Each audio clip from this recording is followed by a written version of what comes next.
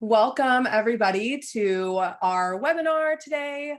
Thank you so much for joining us, taking time out of your day to learn a little bit more about 7E, who we are, what we do, the asset class that we invest in, and our offerings. So we have a lot to cover today. So I want to, kind of get started with that. So let me go ahead and share my screen. So, just want to start with going over a little bit about, who we are and what we do. And again, if you have questions, please drop them in the chat, in the Q&A. As I mentioned earlier, we will try to answer these as we go through the presentation. And if we miss something, we'll try to answer it at the end. So if I don't answer your question, it's probably because we're going to answer it within the webinar. So who we are, 7e Investments is our brand. You'll see 7e everywhere. But CWS Investments, Inc. is the entity. We are a Virginia-based private real estate investment company, and we invest in performing and non-performing first position mortgage notes, which are secured by real property throughout the United States. Now, while this is our first Regulation A offering, and we'll talk about that a little bit later, we have been in the business for over 7 decades with, over 25 years, specifically just with the founder, Chris, in real estate specifically, and this asset class. So what do we do? That's a little bit about us. So what do we do? Like I mentioned, we invest in first position mortgage notes, which are essentially a loan that are secured by single family homes that have equity. We purchase those loans at a steep discount, typically 40 to 60%, giving us the flexibility to modify the loan and work with the borrower to, find some sort of resolution, modification, or whatever, kind of makes sense as a win-win.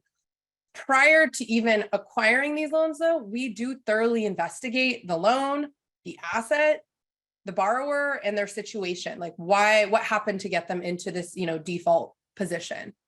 And again, that allows us, because of the discount, to create that win-win, keeping the borrower in their home and also making payments towards their balance while also paying our investors their monthly dividends. So with that, one thing we want to talk about today is we want to do a little intro for those who might be new to mortgage notes about what are mortgage notes, what's some of the terminology I'm throwing out that you guys, and let you kind of have a little bit of a framework as we continue to progress throughout the webinar. So you want to go ahead and take this, Chris? Yep. Thank you, Lauren. So for everyone listening, if you own a property and you have a mortgage on it, did you ever get a letter that stated, hey, now make your payments to this company or your loan has been transferred? That's actually your loan being sold. So I just wanted to kind of start out with that and the background of people ask a lot, like, how often do loans get sold?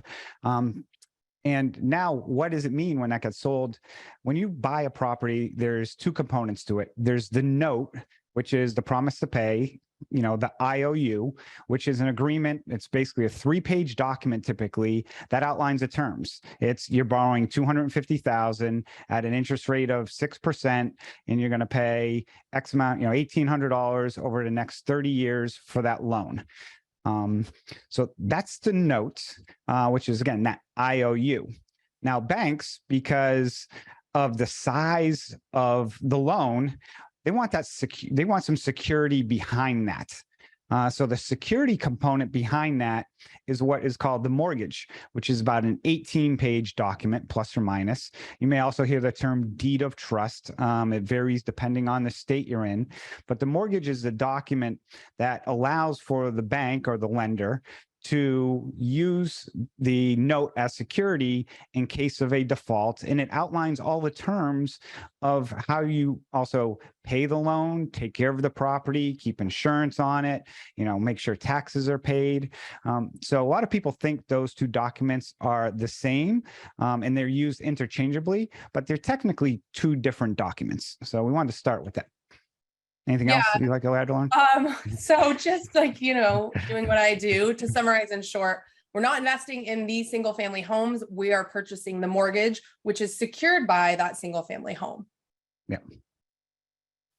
So what is mortgage note investing?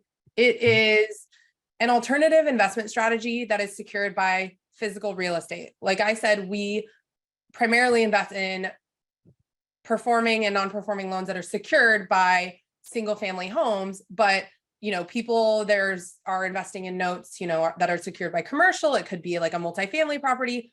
Our strategy is specifically single family homes. Note investors typically are buying loans from private lenders, banks, credit unions, hedge funds, or brokers.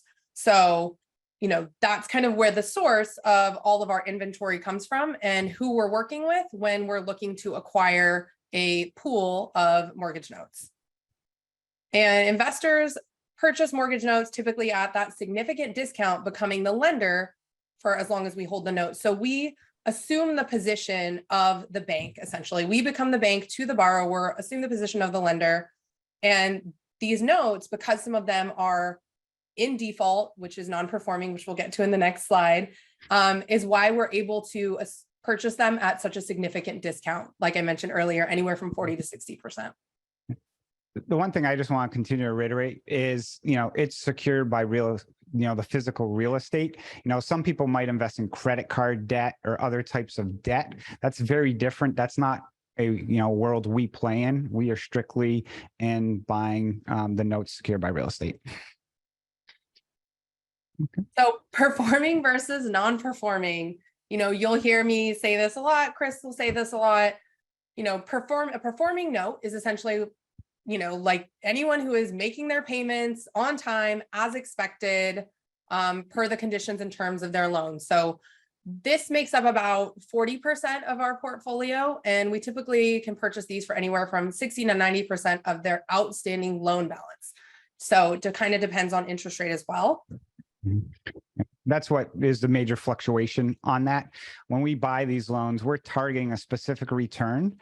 So a loan that has a 4% interest rate compared to a loan with an 8% interest rate, the 4% will be discounted more to get to that level of where we want to be.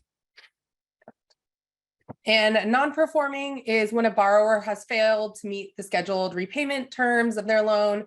And typically anything where they are 90 days past due would be considered a non-performing note.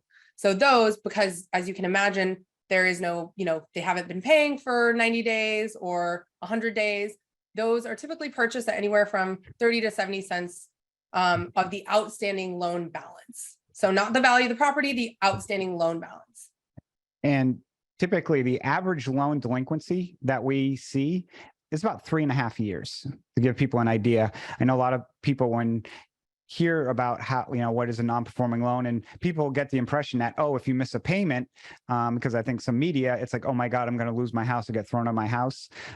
It varies by state, but the average delinquency on our non-performing loans is typically around, that time period. Yeah, I think for me, I have grown my own portfolio, and I think that was probably the biggest shock was, wait, you mean that like if I miss one payment, they're not immediately going to take, the bank's not going to come after me. So, again, like Chris mentions, the average is about 3 years for those non-performing. So here's the question that kind of everyone always comes to. Well, that's great. I kind of get what you do. I can wrap my head around it, but how do you make money?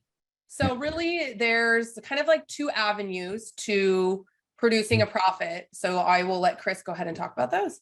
Yep. And I'll try and keep it brief because this is where I start to get, and I'll bring it back. Bring it back. Excited because I'm very passionate about investing in notes. And when we buy this loan, there's two really paths you can go down. There's the exit through the borrower, which is working something out with them, negotiating payments with them, or getting them to reinstate, which can generate those profits for us to get that monthly income. Then we can turn around and sell that loan as a performing loan on the back end. On that prior slide, if you recall, you can buy the non-performing loans at 30 to 70 cents on the dollar. Then you can turn around and sell it for 60 to 90. It's very similar to people if you buy a house that needs a renovation. You buy the house, you put the renovation in, you've increased the value of the home. Similar with how a note works is you are, working with the borrower to enhance that profile of the loan to eventually turn around and sell it. The other avenue is through the property, where we would take ownership of the home And once we take ownership of the home, we could turn around and sell that property to generate profits. A common example we see sometimes is if a family member who owns a property passes away and the rest of the family does not want that property, then they would basically turn that property back over to us and have us liquidate it for them, because that's something, we're very familiar with that and we know how to do that. And they might be across the country and not want to have to deal with it. So that's another way. So through the borrower or through the property. And we will kind of show you some case studies at the end of this to kind of bring all the puzzle pieces together for everyone. So, that's a little bit about who we are and what we invest in. So why 7E? You're on this call today. You're obviously interested about learning about us, our team, what we invest in. So why invest with us? So let's kind of back up and talk about why mortgage notes. I'm sure if you're, again, on this call today, you're looking at investing and you're wondering, where do I start? There's so many options. So why mortgage note? Why a mortgage note fund? What makes this different from another type of investment? Yep. So first is the passive cash flow. You're investing in a fund that is providing monthly dividends.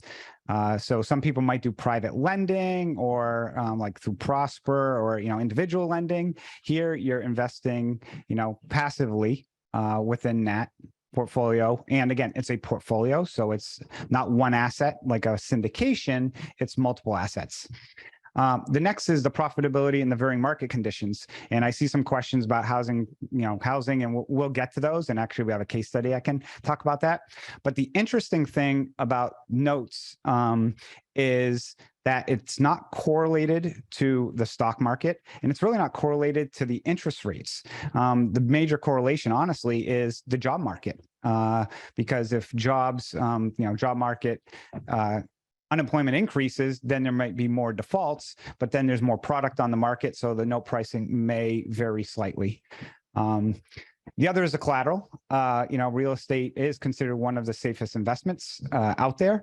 And along with the collateral, I'll mention, and I think this is an important thing to note, is most people, when they invest in real estate, they invest 30, 40% and then get a loan for that remaining balance. So they're using what's called leverage, which increases their risk profile. We're the lender, so we're not leveraging the assets on top of the money we raise. And we'll talk about that in the case studies, because I think that's an important thing we'll talk about, is that investment to value of the asset. And then the other is versatility.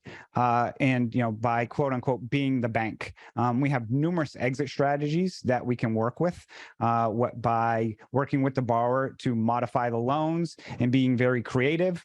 If we do end up taking a property back, we can sell it, we can rent it, we can sell it with seller financing back to a borrower. And if you think about somebody who just owns a property and they're trying to liquidate it and they have a loan on it, it might be challenging for them to rent it, or it might be, even challenging for them to sell it because of that leverage. And it goes back to us not having that leverage gives us these exit strategies. Yeah. And then I think you touched on this a little bit earlier, but really mitigating that risk, because you're not investing in a single asset, you're investing in the entire pool of notes. So you're not tied to one specific outcome. Yep. Correct. So, and I am seeing some of your questions.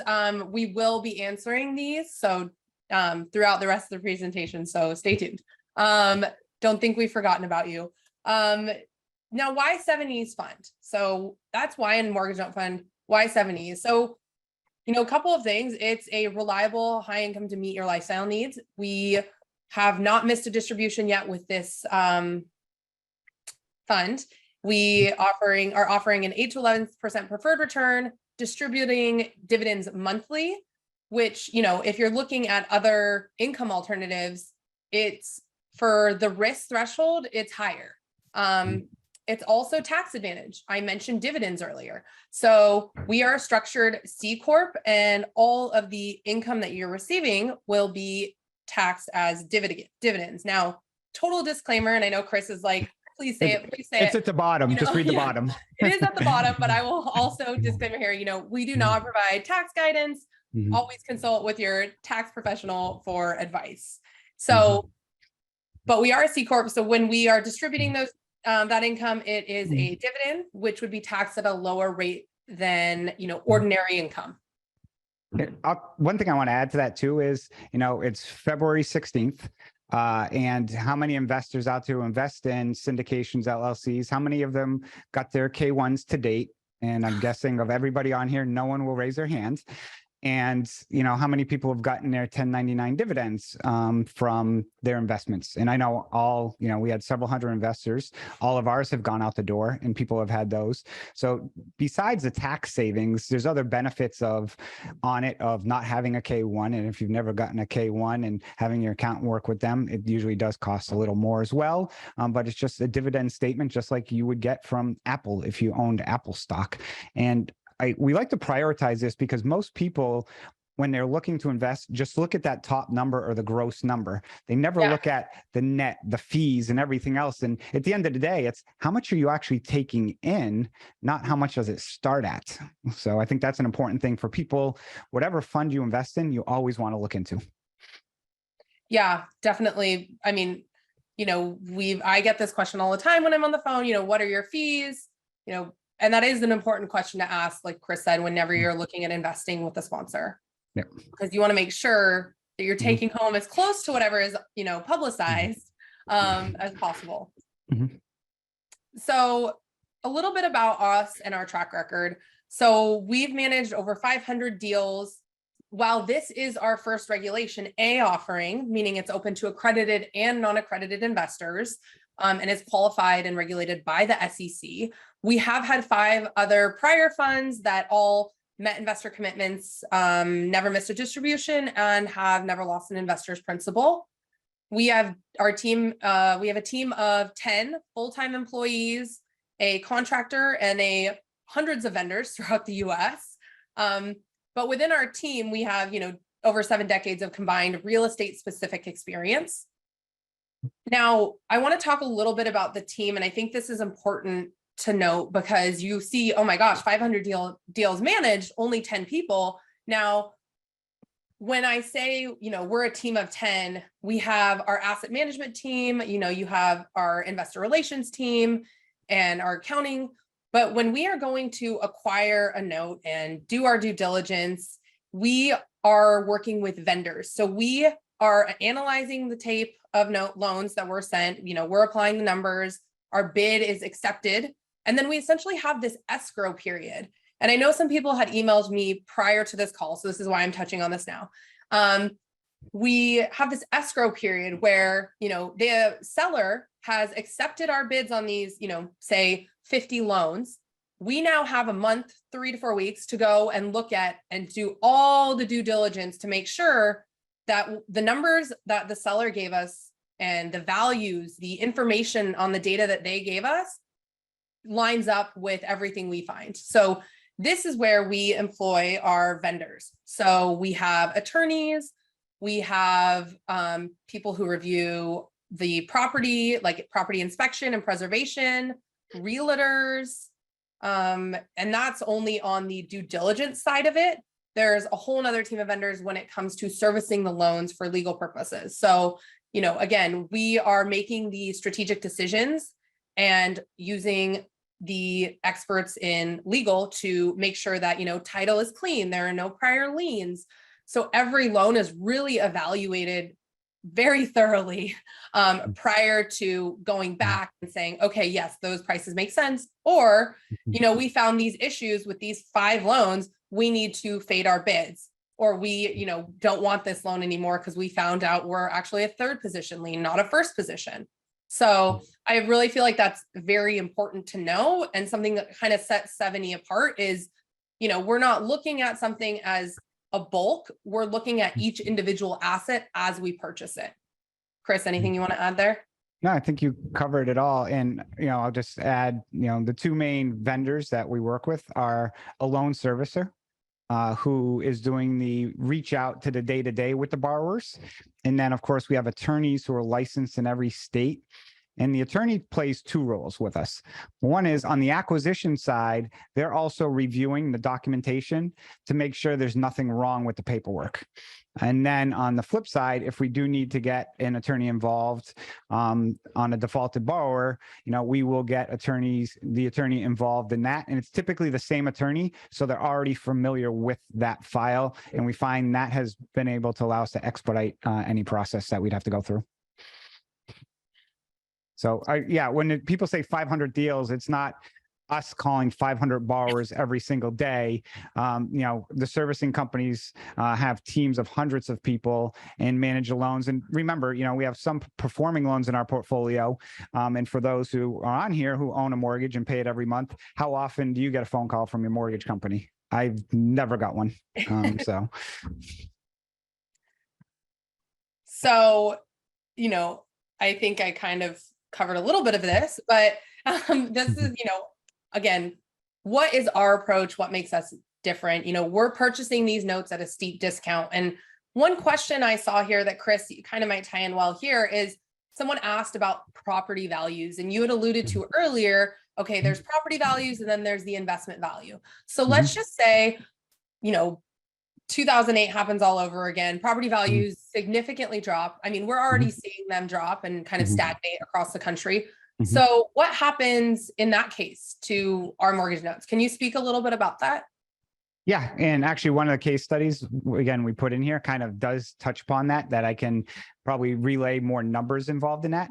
But if people think about, real estate and what has happened over the last 10 years, a lot of the loans we acquire were originated between kind of 2012, 2015, where a $200,000 property at that point in time could be worth $250,000 today. Now, if their values are going up and when they pay their mortgage goes down, so they're gaining more equity in that property. And I'm just going to, for simple terms, and we'll show this, say it stayed at 200,000. If we're buying that at 60 cents on the dollar, we're purchasing $120,000. We're paying $120,000 for a $200,000 mortgage somebody owes us on a $250,000 property. So if property values dropped 25% and brought it down to 200, we still have $80,000 in equity on that investment still built in to that. And that's the typical investment to value that we target is typically between 30 and 50%, meaning the money that comes out our pocket is 30 to 50% of a typical investment value of the property. So basically, essentially, there's loan to value, which is the outstanding loan balance to the value of the property. And then there's the investment value. Now, I think that was really good how you kind of clarified that and talked about how this is for if you're looking at values and that is a concern and, you're thinking, oh my gosh, what if these go underwater? From an investment value to value standpoint, that is, I don't think that has happened as long as I've been around and working with you, because again, we're purchasing these at a discount and already looking at properties that have equity. We're not going to typically look at anything that is underwater to begin with. Yeah, there is, like I said, there's a case study that I intentionally put in that did show that, because a lot of people asked that, where the property did have a little negative equity to it. So we'll cover that. Talk about it. Yep. So right now we are, investing in we are invested now currently in 25 states. We, have invested throughout the US. There are states that we prefer more than others, but we don't shy away from anything if the numbers make sense. This is a $16 trillion industry. So if you're thinking about how big this is, we are barely scratching the surface of this industry, and it allows us to be extremely selective in the loans that we choose to acquire. And then lastly, we really have a unique approach in that our first outreach is to really work with the borrower. But prior to assuming the loan, we, look at the borrower's history. We try to figure out what happened. Why are they in default? Was it a health issue, a divorce, a death in the family, and then really picking up the phone. Our servicers are picking up the phone and calling them and trying to make that contact. I'd say, as someone who got into this industry to build my own portfolio, and did that, I was shocked at how many people just had never heard from their prior servicer, who had, tried to figure, or their loan was sold so many times they didn't know where to make payments. So, we really do focus on that communication and that outreach to the borrower to work with them to find something that makes sense. And again, because we're purchasing these at such a discount, we do have the ability to work with them. Yeah, one thing I'll just add is, Lauren mentioned we've invested in 25 states. Overall, we've invested in over 40 throughout the country. In each state, we do run a specific risk profile. And that's what Lauren was mentioning of, we prefer some states over others. Not only do we look at returns, but we look at the risk involved as well with that return and make sure that it makes sense. We're not chasing super high returns for super high risk. The way we like to mention this is, we like to get doubles. If you're a baseball player, we'll get doubles, sometimes get a single, triple. We hit home runs, yes, but we rarely ever strike out. We're not swinging for the fences on these deals, hoping we hit a home run where your strikeout rate is 30%. We really focus on the risk aspect and profile along with every asset, and that can indicate which states we prefer compared to others. Yes, sorry. No worries. I'm thinking ahead already, and I want to say things, and I'm like, wait, we're going to cover that. Wait, we're going to cover that. So I'm trying not to get ahead of myself here. Anything else you want to add to this slide about our? No, and you just mentioned really about the working with borrowers and understanding the property, their predicament. A lot of people just buy these and don't look or do the due diligence of what happened and why, and just basically run with a portfolio and blanket the returns knowing, oh, I hope I win on these 5 and lose on these 5 and these 5 are in the middle. That's not how we structure our portfolio.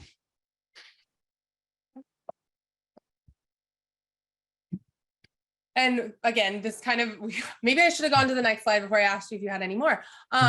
So, like we mentioned on the previous slide, our aim is to work with the borrower, work something out for multiple reasons. Honestly, someone had asked about this, what is the time it typically takes from you, onboard the loan to get something in place with the borrower to turning around and selling it. So do you want to talk about that process, Chris? I'm sorry, can you repeat it? My audio just No, you're good. So, someone had asked earlier, I am keeping an eye on these questions and trying to answer them as we go, trying not to leave them all at the end. But, what is the timeline? Can you break down the timeline of onboarding a loan to working something out with the borrower to seasoning it? And you can talk about what that means, and then selling it as a performing note. Yep. So typically, we'll get a loan on agreement, like Lauren mentioned. It's about a 4-week process from, getting it under agreement to purchasing the asset. Once we purchase it, there is a brief 1-month delay.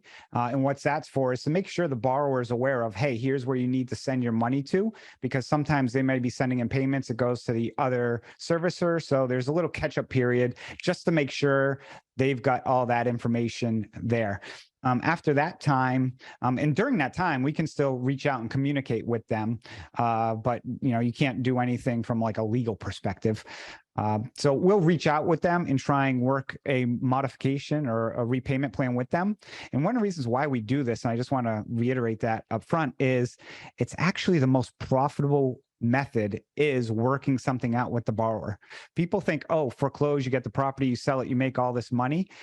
Working it out with the borrower has again, I've been doing this for 6+ years, has always proven based off of our strategy to provide better returns. So a typical process, usually it does take about 90 days. The first 30 days is, trying to get in contact with that borrower and, figuring out kind of, it's almost like dating, like, is this person real? Do they really want to work with me? And then when you provide them with some options, then it's, negotiating. And one of the differences, I think, with us versus large institutional banks, if anyone's ever had to work with a bank, try and get an answer from a bank on anything. If you get anything done in 90 days, God, bless you, because you're winning. For us, we can make a decision that day. I mean, we can have the calculator up on our screen and punch numbers in, basically, yes, give them an answer at that point in time. But that process still typically does take about 30 days because we will, review their credit, we'll review their bank statements, financials, because we want to make sure they can afford the property. We don't want to put somebody in a plan only for them to fail and start over again. Definition of insanity is doing the same thing over and over again and expecting a different result.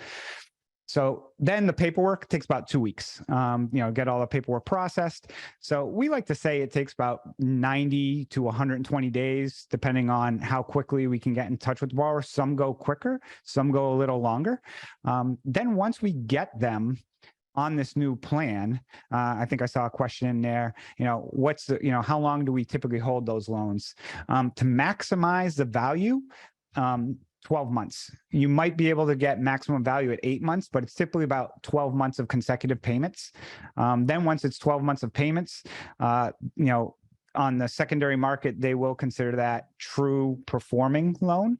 And then that's when we can sell it to increase the money. The other component to that is, while we have this money coming in because of reperforming now, we can put it on the secondary market and, say we didn't like some of the numbers that came in, we can still hold that asset and still collect those payments. It's still providing us cash flow, still providing us a great return, and sell it when our time is right.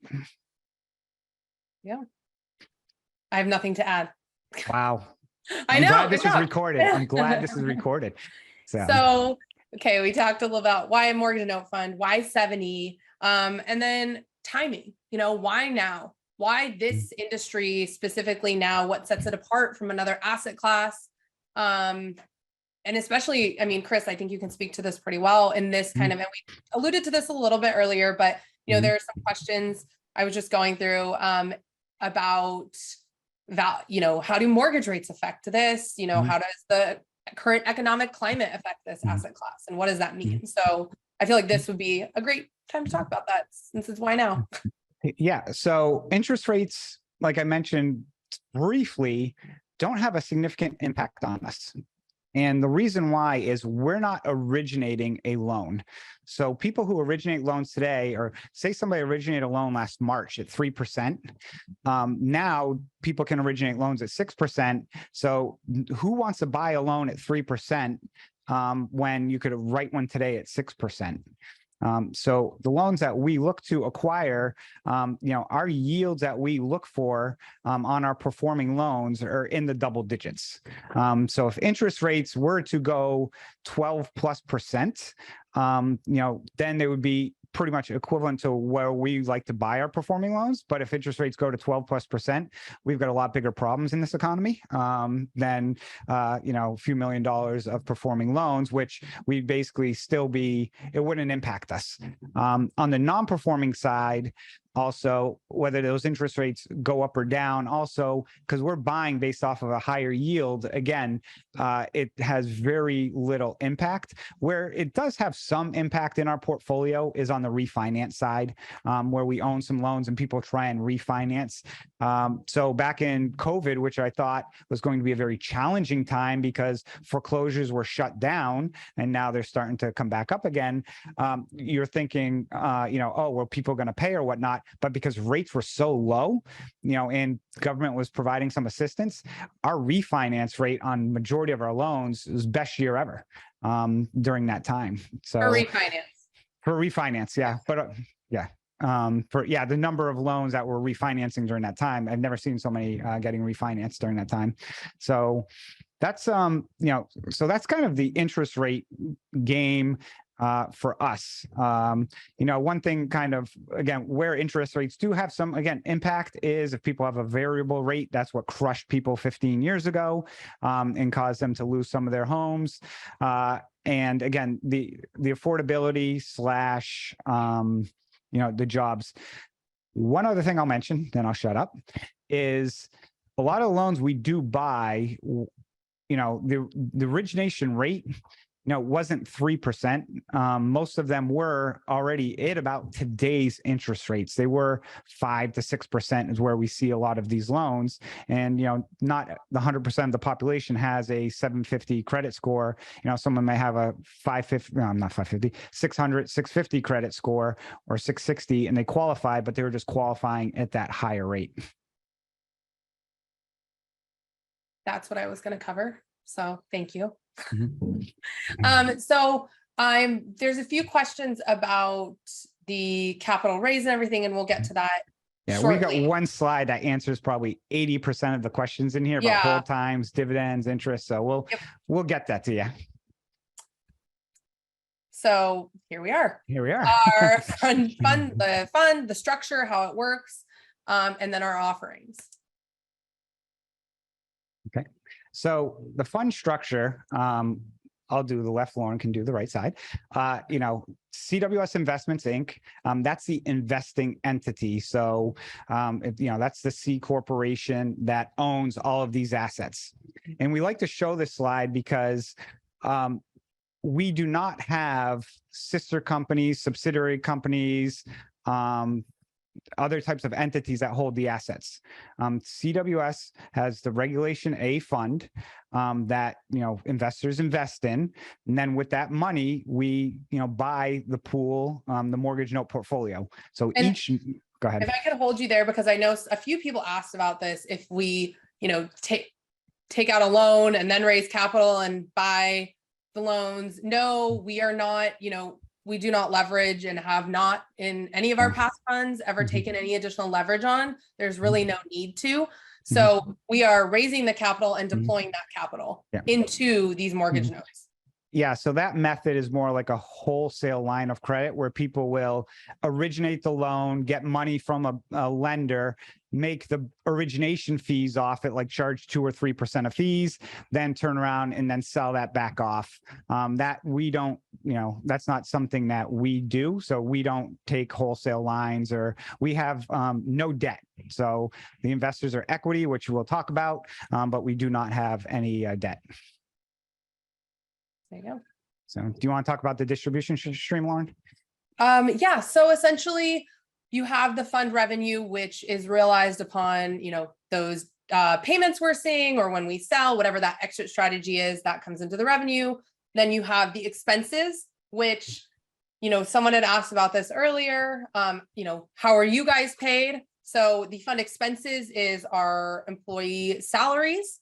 And then really the investors are paid. That's, first in line. Again, we don't take on any additional leverage. So, there's no one else to pay. It's really investors first to getting those dividends. And then any excess profit above what is paid to investors goes to the owners of the company. So people ask, what are your fees? Now, we do not charge fees. We don't charge the acquisition fee, the disposition fee, the management fees, all those junk fees. I've invested in deals like that and so forth. And, those are profit centers. We want to keep everything completely simplified with everybody investing is, we've got staff, we get paid a salary, it's an expense, and then it's a true preferred return. Whereas that first profit comes in the door, goes to the investors. It's not us greasing our pockets with, the acquisition, disposition, and all these other fees from that standpoint. Well, and I think that's important to know, because if you're looking at something like where you're feed to death, essentially, that is initially like an upfront win for the sponsor. In this case, there is a interest in exceeding that 10% for us to, get paid beyond our salaries. So it's not like we're, sitting here taking in all these extra fees. It's really on the above and beyond, that we are getting paid. Yep. Okay, hold on. Let me go next slide. Our portfolio or overview. Oh, this is gonna kill me. The T is missing. Okay. So I mentioned this earlier. We aim to have about 60% of our portfolio is non-performing, 40% is performing upon acquisition. I'm going to talk a little bit about property type. So we, purchase notes in that first position on residential properties. We're typically looking for a on an individual asset basis, a return from anywhere from 12 to 30% is how we're going to bid that. Location wise, like I said, for this fund specifically, right now we're in 25 states, but we have been in over 40 states. And we look at, like Chris said, we kind of assess the risk of each area. We tend to invest in areas with low crime and stabilized home prices. So we are looking and we are actively watching the home prices in given areas, states, cities, and whatnot, so that we can bid appropriately. And then values of homes or values of more loans that we acquire. So when I talk about values, I'm talking about not loan value, but property value. So we look at properties where the value has to be greater than 100K, but is less than 1.5. Yeah. And obviously that's a big range, but if you're looking at California and then you're looking at, I don't know, Ohio, those are very different, values. Yeah. We typically like to focus on that middle income type of property. Now, there might be instances where it might exceed that for, as part of a pool, if we're buying 100 notes at one time, and then, might enter a portfolio and we may hold it or we may turn to liquidate it. But, this is kind of when people ask us, what is our buy box? This is, where we like to focus our efforts. Okay. And then this is probably the slide that will answer 99% of the questions. So this is a Regulation A offering, meaning it's open to anyone, accredited, non-accredited, does not matter. It is a 4-year term, meaning you can redeem your investment prior to 4 years. However, there are penalties to do so. That just depends on at what point you'd like to redeem. Minimum investment is $2,500 with bonus shares starting at $25,000. And bonus shares are essentially, a free dollar amount, depending on how much you're investing, that you are going to earn 8% on. And then at the end of the 4 years, be paid out the cash value of those bonus shares. So, and then the dividend is 8% annually paid as a monthly dividend. There is no dividend reinvestment program. So the dividends are paid out monthly. And someone asked about how long, if I invest today, when does my first dividend get paid? So the answer to that is typically about 1.5 to 2 months at most. So if you invested today, your interest starts accruing the first of the following month. So anyone who invests in February, their interest is going to start accruing March 1st, and their first dividend will be paid out April 1st. So same thing, whoever starts, if someone comes in March 1st, their first dividend will be May 1st, because their interest will start accruing on April 1st. Yeah. One thing I kind of want to add to that is, Lauren mentioned the DRIP, or the dividend reinvestment program, where we don't automatically reinvest your dividends. But if you want to reinvest 2 months later or 3 months later, yes, you can reinvest at any point in time. And it would be in our system, I believe it's two. The question was, are they paid it's 2 separate accounts? Or is it one account if somebody invests like $2,500 today and $2,500 next month, Lauren? Yes. Sorry, I'm looking at some of the other questions come in as well and trying to see which ones we haven't, talked about. Yes. So if you invest per the SEC, we can't look at the cumulative amount that you have invested. We have to look at each investment as an individual investment. So if you invest 5,000 now and 5,000 tomorrow, you will receive one check. But if it's for the purpose of bonus shares, say you invested 20 to start and then another 5, a week later, yes, you can receive one singular check. However, you would not qualify for the total amount of 25,000 for bonus share purposes. So you can choose to also receive 2 different checks if it's 2 different investments. But if it would typically be one check, but for the purpose of bonus shares, you would not qualify for bonus shares unless you invested a minimum of that amount in one investment. So I know some other questions came up. Can you use a Roth IRA? Yes, you can use IRA funds, solo 401k funds. We can accept, those types of funds. And if you need some assistance on a custodian, we can provide several references that we have used and who we're working with at this point in time as well. So I know that, I think I saw that question asked. And somebody said, are bonus shares representative of ownership shares? And so it is considered, yes, it's additional equity. So if you invest, so each share is $10. So if you invested 25,000, you get your 2,500 shares, plus you get an extra 100 shares. So those 100 shares will still accrue your 8%. And then when you go to redeem at a future date, you'll get your, there's the first 25, you cash in those 2,600 shares because you got the extra 100 shares. So hope that answered that question regarding the bonus shares. So someone asked, is there a guaranteed 8%? No, and never is there any, nor should anyone ever be guaranteeing any sort of return. We're literally legally not allowed to say guarantee or make any promise of any sort. We can speak to our track record, our prior funds. So it is a targeted, as you see there, target dividend 8%. We have met that commitment in this fund. All our prior funds have met their commitment. But no, it is not a guarantee. Yeah. And there's a very famous person right now who made a comment about guaranteeing returns to investors and is currently under investigation by the SEC for posting it on YouTube by, mentioning it and the way he mentioned it too was interesting. But yeah, so there is, we like our strategy. We like our investment to value. We like, there's no debt within this investment. We are not correlated to markets and many other things. But, nothing in life, unfortunately, is, guaranteed when it comes to investment in this type of investment process. And someone asked how dividends are paid.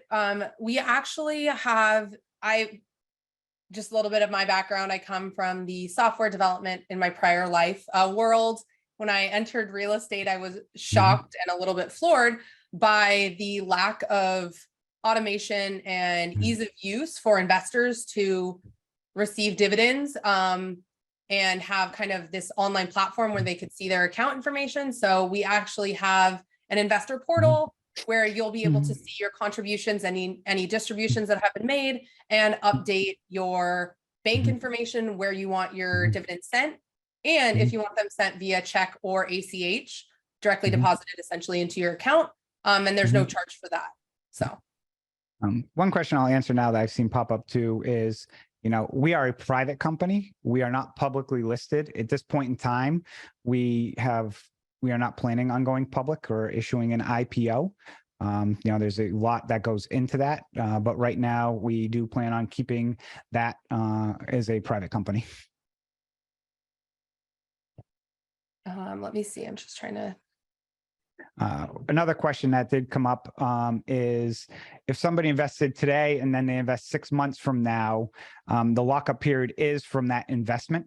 So whatever your day of investment is. So if you made multiple investments, the redemption is 4 years from the date of each investment. Yeah. So I answered that question written as well. So Okay. We don't have a mobile app. Our portal is mobile app friendly. As far as tracking the investments and the dividends, you will, like I said, be able to see your contributions and distributions. And we do send out a quarterly update with a breakdown of, how the raise is going, any acquisitions we have, some case studies. So just to kind of give you an example, this is a little bit different than investing in, say, a multifamily fund where you have one property and you're really seeing that property and its performance. We have over 100 loans right now at this given point. So in this fund, and so we are not providing a, detailed analysis of every single one. However, we are working right now on providing a overview of where these loans located, what is their status, what is the total outstanding, as a whole, as a portfolio, because that's what you're invested in. So yes, we are giving you more transparency into that as well. Mhm. So someone asked how, I'm trying to get some of these answers through. How big is your pool of notes? Currently, it's a little over 100 assets in the fund as we continue to raise, and that will continue to grow. And as we continue to raise money, the overall number will increase, but some of the other loans sell off, we'll buy some, and we can adjust. We can manage how many loans in our portfolio, because it takes the same amount of work to manage a $500,000 loan as does a $100,000 loan. So we can manage a lot of that.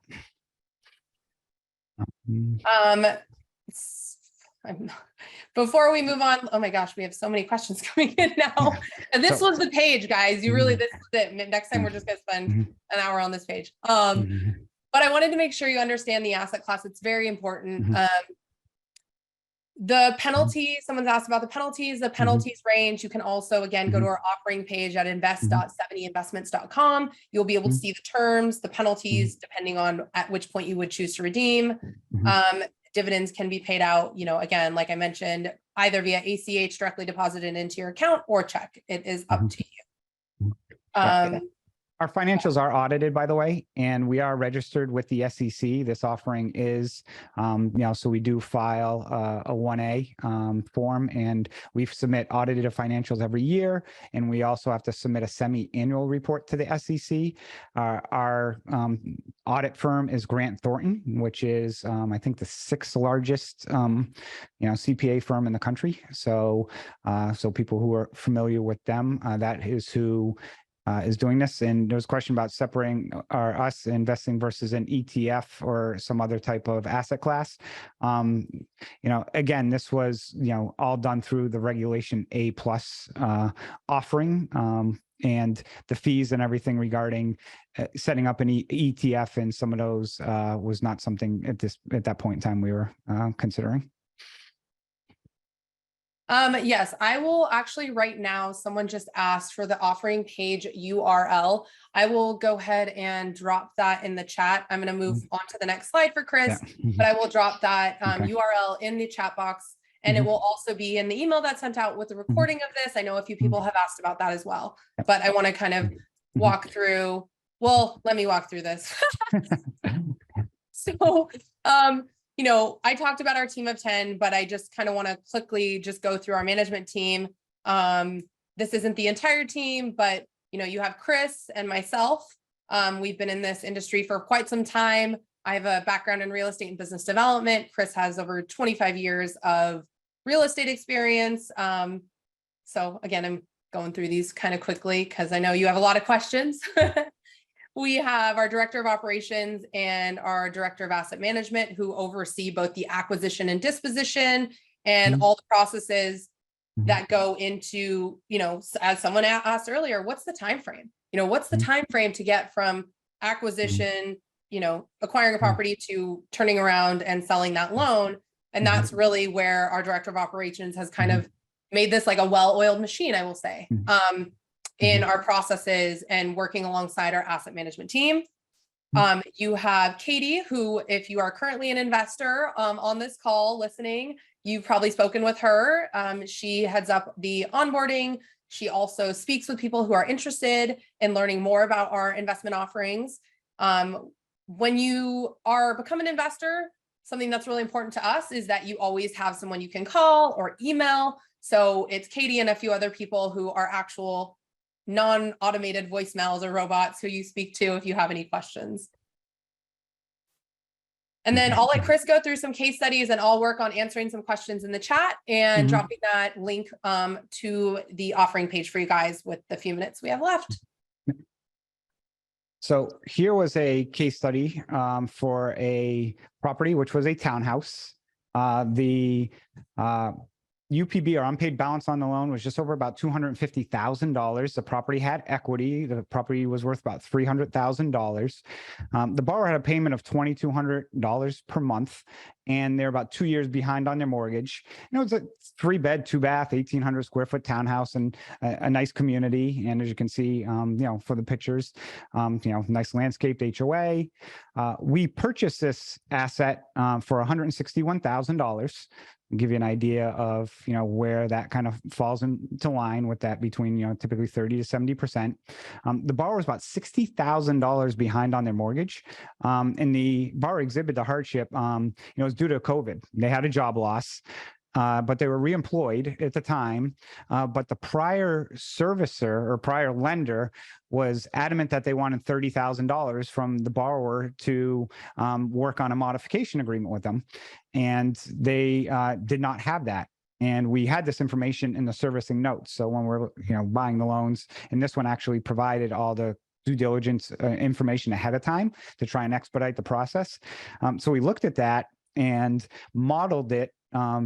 Basically we model it multiple ways. Every time we look at an asset and bid on it, we model it if they're going to get them, certain modification terms, if there was a foreclosure, if we did take the property back, we model it many different ways to make sure we account for every risk adjusted type of return. But, this borrower was willing to put $10,000 down and make that payment. So we acquired this loan. And, this one actually was a pretty quick turnaround because they, were already in communication, and there were a borrower who was definitely somebody who was trying to, keep their home. So we, bought the loan within about 45 days, had the agreement in place where we got the $10,000 from them. This one, we held it for about 2 years. So this one we held for a little bit longer period of time within the portfolio. So we collected over $50,000. And then we sold the loan as a reperformer later on for over $200,000. Now, so on this loan, we had about $280,000+ of income. We did have some additional costs for legal and then monthly servicing and monthly expenses and so forth. But it was actually very minimal during that time. So it was about $6,000. So we made over $100,000 on this loan, just a profit. Now, from an IRR, total rate of return perspective, which is how we like to do our calculations, it was a 26% annual IRR on our loan. So, you can see here, working with the borrower definitely, was something that paid its dividends. And if we were, had to go back and foreclose on this property, we would not have had the returns that, potentially could have, but, it's much better to keep them in their homes. So you want to go to the next one? Yep. Okay. So people have asked, what happens underwater? And this one actually was an early loan back in, I want to say it was 2017, maybe. So at that time, there was still some fluctuation, a little bit of fluctuations. We didn't have the, this beginning roller coaster ride like we have right now, of where you're going up with what housing pricing has been going on the last 2 years. So this one, the balance was $317,000. The value was only $300,000 at the time. And when we do mention what we buy off of, we do take the lower of the two, is how we run our performers and how we answer, how we manage the loans. They're paying a little over $2,500 a month. It was 4 years behind. It was a 3-bed, 2-bath, house. We purchased this one. This was in a judicial foreclosure state. So I know someone asked that question. I was just going to say, yeah. good job. So in a judicial foreclosure state, foreclosure costs are higher and it takes longer. So if you can work something out with the borrower, you're much better off in the judicial state, because you're spending time and money in this business. Time is money. This one, the borrower was deceased and the family no longer wanted the property. This was a case where the families, they were on the, the West Coast, not the best coast. So this property was on the East Coast. And the, they didn't want it. So when we acquired the loan, they're still going through probate, and they were really struggling a little bit with that. So we, threw kind of, an enticer out there saying, hey, look, we'll give you $10,000 for the deed of the property, but you got to push through the probate. And they knew, based on speaking to somebody, that, property didn't really have any equity, so they could walk away with $10,000 versus walking away with nothing. And people will say, well, Chris, why would you give somebody $10,000 when they owe you money? And it's the lesser, risk. And we're going to spend that money anyways. You're either spend it on attorney fees, and you don't know what that outcome or how long that outcome will take. Here, you're reducing the risk profile by enticing them in striking a deal. So it's a win-win. They're getting their money. We're getting the property sooner. We can do what we want with it. So it's, this is where some people may think, I don't want to do that. But you got to think, what's the best situation or best outcome to minimize risk and maximize your returns? So, in this one, we end up getting them through the probate process, which did, end up taking about a year to get through. And at that point in time, we did give them $10,000.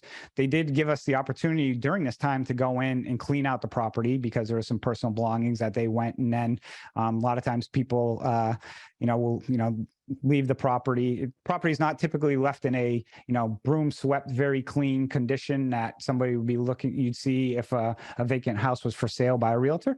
There's usually stuff in them. So we go in, we clean them out, we winterize it, meaning we make sure that there's no leaks or floods. We also always have insurance on these properties, by the way, just want to mention that. So we got it all cleaned out, listed it for sale. And this, again, great family neighborhood. We closed this in 3 months. And we didn't have to go through a foreclosure process where it could devalue properties in the area. It went through as, a traditional sale in that sense, and closed it in 3 months. We ended up after closing costs and everything, received $271,000. Our all-in costs on this one were $192,000. So you'll notice how much we spent on costs on this one, $45,000 compared to the last one where we spent $6,000. And the reason why these costs were high was we did have to pay some back taxes. Taxes were, over six grand per year in this location. We did give them their $10,000, and then we just had some additional holding costs and other costs, and still had to pay some legal fees as well. But you can see the costs were much higher, which is why you need to bid significantly lower on these. We ended up getting profit about $80,000, which was yielded a higher IRR because of the time. The last one we held for 3 years, so the returns over 3 years if you divide it by the year. But this one, we still made $80,000, which was the target 30% IRR that we like to see. Now, actually, I'll wait to the questions because they'll probably. I could go on for like another hour on stuff like this. So one question, I know we're over time, but I want to get to this because I think it is important. And if you're still here and listening, we do have another webinar which goes into great detail about our acquisition due diligence process and talks about the risks associated with mortgage notes, given the economic climate and everything. So I know some people asked about that. Highly recommend that. We are very transparent. It goes straight into all of those, and at 7e, what we do to mitigate risk. Trying to see if there's any other questions that came in. There's a few that I'll answer. Okay. Somebody asked about, money markets are now at 4% versus 2%. So the risk-free rate of return has gone down. Unfortunately, if you look at the markets, any aspect of real estate, especially leverage real estate, the returns on every one of those investments, unfortunately, is, a negative correlation to, the free risk rate of return. Whereas as interest rates goes down, everything else is compressed on their earnings and their distributions. Now, as interest rates, go up or down, do people expect a higher yield? We have the ability, if the fund overperforms, to provide a higher distribution. But because interest rates rise, it doesn't enhance any of our fees or profits, or most real estate investment strategies. And I don't think that we missed any questions. If we did, I apologize. We will also be answering these questions and sending them out with our replay. I know there's a lot of crossover between them, but again, we will have those written responses as well to you with a replay of the video and an email either later today or tomorrow. I didn't anticipate as many questions as we received, so it might take a little second to go through and write them all up. But I want to make sure we give that time to everyone. So I will, hold it open for a little bit longer with a few more minutes while I wrap up for any additional last minute questions. But thank you guys so much for joining us today. If you are interested in speaking with myself or Katie or a member of our team about our fund, feel free to reach out directly at invest@7einvestments.com. And then you can also, I dropped the link to our investment offering page in the chat and responded to a few of you directly who were asking for it. That will also be in the follow-up email. And then just once again, this was a webinar that really covered at a high level what we invest in, who we are, and our offering. We do have other webinars, which again are on the offering page. You can watch them. We have some case studies. We talk about, again, great detail about the due diligence process. As you can see, and you probably heard today, you know, this is a very niche asset class. And, you know, if you're in it, you're typically very good at it. It's not, you know, there's not one exit strategy, which is what makes it awesome and fun all the time. But again, just thank you guys so much for joining us. We will have that replay out to you, and feel free to reach out. You can look at the bottom of this slide, invest@7einvestments.com, or there is my direct line sitting there as well. So feel free to give me a call. Chris, do you have any final comments? No, like I said, if people want to reach out, we're always happy to answer all of our questions. I think there was one question: where are we located?